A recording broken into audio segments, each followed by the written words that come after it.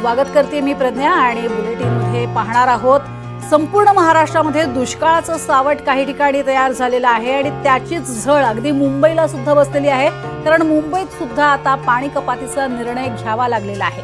यासह इतरही महत्त्वाच्या घडामोडी आहेत कारण हिट अँड रन प्रकरण जे आहे ते दिवसेंदिवस मोठमोठ्या शहरांमध्ये वाढत चालले। या सगळ्या संदर्भातले अपडेट पाहणार आहोत। मात्र आधी पाहूयात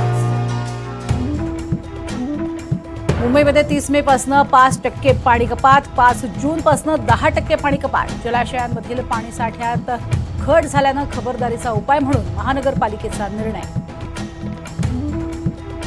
पश्चिम रेल्वेवरती आज रात्रकालीन ब्लॉक, विरार ते डहाणू, डहाणू ते विरार लोकल सेवा रद्द। उद्या तिन्ही मार्गांवरती मेगा ब्लॉक। पदवीधर शिक्षक मतदारसंघाची निवडणूक 26 जूनला। विधान परिषदेच्या 4 जागांसाठी निवडणुकांची घोषणा। ठाकरे गटाकडून अनिल परब आणि जमो अभ्यंकरांना उमेदवारी जाहीर।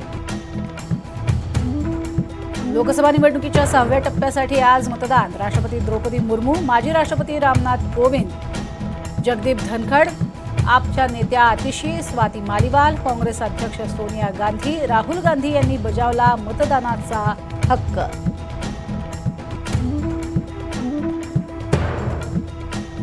सकाळी 9 वाजेपर्यंत 6व्या टप्प्यासाठी 10.28% मतदानाची नोंद। पश्चिम बंगालमध्ये सर्वात जास्त 16.54% मतदान।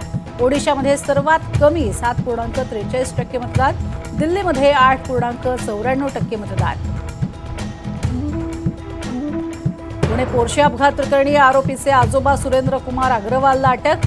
चालकाला धमकावल्याच्या आरोपात कारवाई। पुणे पोलिसांच्या गुन्हे शाखेकडून अटक।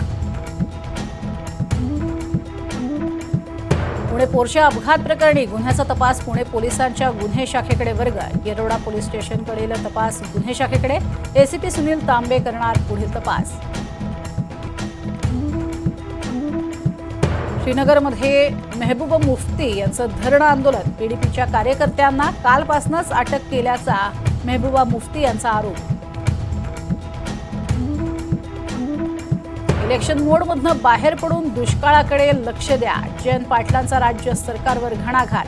मराठवाड्यात फक्त शोबाजीसाठी मंत्रिमंडळाची बैठक घेतली होती का? सवाल करत साधला सरकारवर निशाणा।